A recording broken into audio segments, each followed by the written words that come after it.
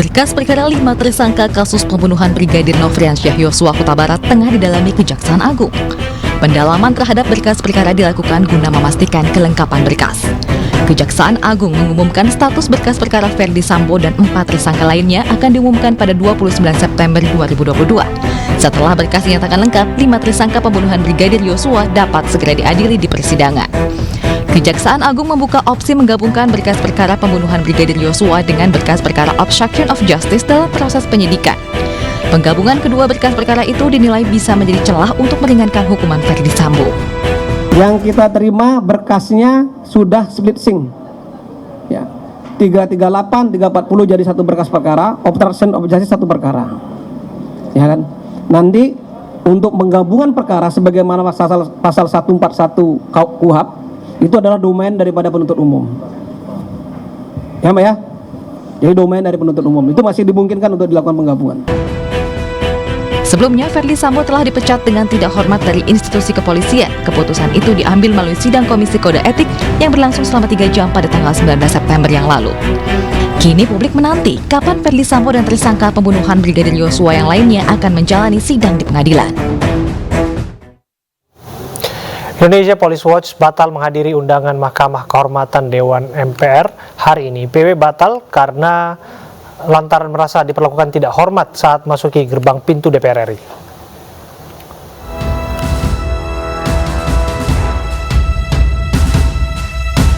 Ketua Indonesia Police Watch Sugeng Teguh Santoso yang dijadwalkan menghadiri undangan MKD DPR batal untuk memberikan keterangan terkait aduan anggota DPR RI.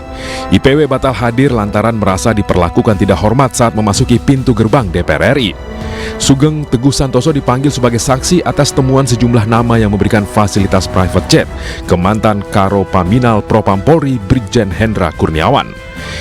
IPW juga diminta untuk menjelaskan sumber temuan dan informasi yang dikutip anggota DPR RI mengenai fasilitas private jet yang digunakan anak buah Ferdy Sambo untuk menemui keluarga Brigadir Joshua diduga berasal dari konsorsium 303. Klarifikasi mengundang Pak Sugeng Teguh Santoso selaku saksi terkait ada pemeriksaan di MKD ya. Soal private jet tersebut di mana ada anggota DPR diadukan karena mengutip pernyataan beliau. Anggota Komisi 3 DPR RI Heru Widodo menanggapi adanya temuan yang diungkap IPW terkait keterlibatan sosok berinisial RBT dan YS dalam kasus dugaan Ferdy Sambo dan konsorsium 303. Tak hanya itu, anggota DPR tersebut menyebut IPW mendapat temuan 2 nama itulah yang menyediakan private jet Brigjen Hendra Kurniawan saat menemui keluarga Brigadir Joshua di Jambi. Pemirsa, Menteri BUMN Erick Thohir meminta masyarakat untuk tidak panik dengan wacana konversi kompor gas ke kompor listrik. Erick Thohir menjelaskan bahwa wacana penggunaan kompor induksi secara masif adalah demi mengurangi ketergantungan impor gas. Berikut wawancara eksklusif saya, Abraham Silaban, bersama dengan Erick Thohir. Kita sudah bicara soal mama, soal ibu-ibu. Maka kita nggak jauh, urusan dapur adalah urusan mereka. Ya. Nah, dan isu yang lagi ramai belakangan ini adalah isu konversi kompor gas menjadi induksi atau kompor listrik. Pak Erick ingin cerita apa soal ini? Sebenarnya kan begini, pemerintah berpikir secara besar, tidak masa ini, masa lalu, tetapi masa ini dan masa depan. Kalau kita lihat mengenai BBM itu sejak tahun 2003 kita sudah import minyak. Kita bukan negara yang memproduksi minyak lagi. Nah, karena itu selalu kita bicara blueprint daripada bagaimana kita mengurangi import daripada BBM. Listrik ini menjadi kebutuhan sehari-hari karena listrik ini merupakan jantung daripada industrialisasi dan kehidupan masyarakat. Betul. Tetapi kita nggak bisa menutup mata. Masyarakat ada yang menengah, ada yang kelas bawah. Selama ini menggunakan LPG. Karena itu pemerintah kan sebenarnya dari kemarin-kemarin mendorong supaya kita mengurangi import LPG, mengganti dengan yang namanya gasifikasi batu bara menjadi gas DME. Sama seperti LPG, tetapi tidak perlu import. Ini perlu waktu sampai 2027-2028 baru bisa jadi. Itu pun baru bisa menggantikan 1/5 dari kebutuhan daripada gas daripada masyarakat. Chief, bisa dijelaskan sebetulnya Chief bahwa kita tergantung pada impor LPG itu kan satu hal, Chief. Ya. Dan termasuk bahwa negara punya niat untuk hemat secara ketat. Ya. Kalau saya menyebutnya pulih lebih cepat, bangkit lebih kuat, hemat lebih ketat, gitu ya, Chief ya. Ya. Nah, tapi di sisi lain ada juga alasan yang menuai publik untuk bertanya-tanya. Ini kaitannya dengan oversupply, Chief. Kelebihan pasokan listrik dari Sekarang gini, PLN. ada persepsi, PLN ini oversupply. Lah, kan itu kebijakan bersama. Di mana Indonesia punya roadmap 35.000 megawatt. Oke. Karena kita pertumbuhan ekonomi 6-7%. Itu kan sudah menjadi sebuah kesepakatan bersama. Jangan hari ini saling menyalahkan gitu.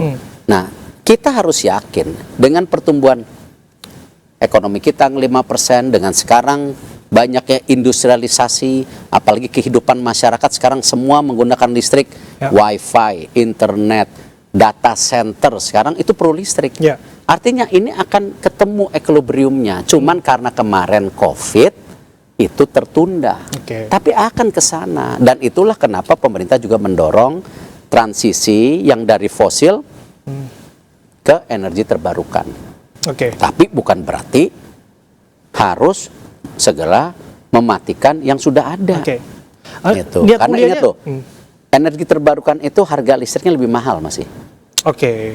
Oke. Nah, itu kan menjadi catatan, dan yang namanya tenaga listrik yang dari angin dan juga dari matahari itu bukan tenaga listrik yang istilah kerennya base load. Jadi artinya apa, benar-benar stabil. Itu hanya intermittence, apa istilahnya pergantian.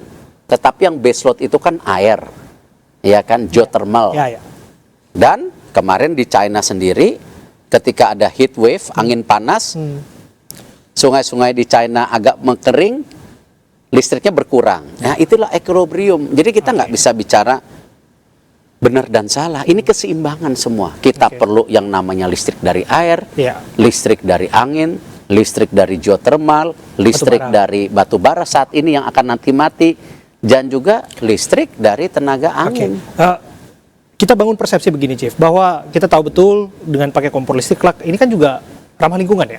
Kelak kedepannya juga akan semakin baik Sama, gitu. penggunaan motor dan mobil listrik itu tujuannya juga ramah lingkungan. Betul. Tapi bagaimana kemudian menjelaskan ketika di hilirnya ramah lingkungan, kemudian Nah, di hulunya Chief, Ini yang perlu masih waktu. menggunakan itu energi itu fosil. yang perlu waktu. Oke. Kenapa? Semuanya kan transisi. Oke. Ya. Atau kita sekarang pilihkan semua energi fosil dimatikan hari ini, siap nggak kita? Ya. Siap nggak? Enggak gitu. Dan PLN sekarang terus berupaya. Yang tadinya hutangnya 500 triliun, sekarang 3 tahun terakhir utangnya sudah menurun jadi 403 triliun. Kita sudah membayar percepatan hutang dan juga pelunasan 97 triliun loh. Ini luar biasa apa yang kita lakukan bersama-sama. Bukan saya sendiri. Ya.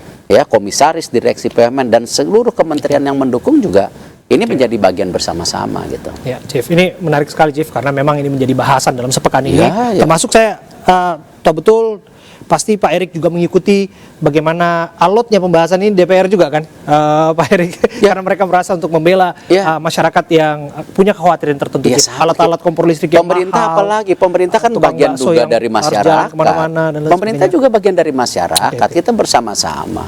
Dan kita tidak bisa dikotomi ini dan itu berbeda. Kita sama-sama ingin membangun bangsa kita gitu. Oke, artinya ketika ini ada rencana yang akan dicapai ke depan, perencanaan ini yang akan nanti disempurnakan. Sama-sama. Sama-sama ya. Ya. Oke. Bukan benar dan salah, tapi keseimbangan. Oke. Dan juga bagaimana kedaulatan kita terhadap energi, kedaulatan kita kepada pangan harus mulai kita lakukan sama. Kedaulatan mengenai kesehatan juga harus. Nggak mungkin kita mendiamkan yang namanya import bahan baku obat sampai 90% gitu. Sepakat. Nah, ini kan sama. Pemirsa, setelah sempat absen selama 2 tahun akibat pandemi, kompetisi futsal wartawan dan korporasi yang melantai di Bursa Efek Indonesia kembali digelar. Camaro Cup Futsal Competition merupakan turnamen futsal yang terbagi dalam 2 kategori, yaitu korporasi dan wartawan.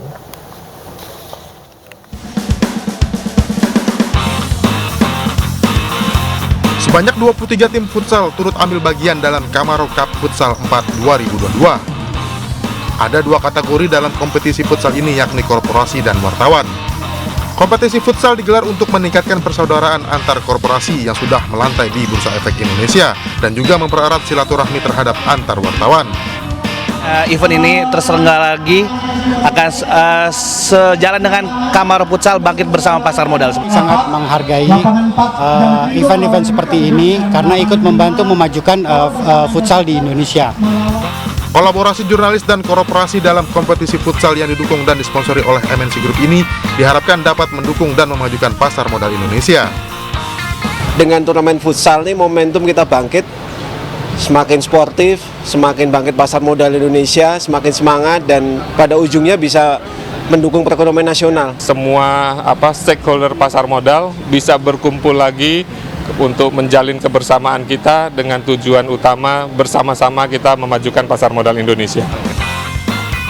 MNC Group mengapresiasi Kamaro Cup Futsal Competition 4 2022 yang diselenggarakan jurnalis Bursa Efek Indonesia sebagai bagian dari peran aktif mengembangkan olahraga futsal di tanah air. Dari Jakarta, Heru Tri Yuniarto, iNews melaporkan. Diduga akibat percikan api dari pengelasan sebuah pabrik mebel ludes terbakar. Informasi satu lagi untuk Anda.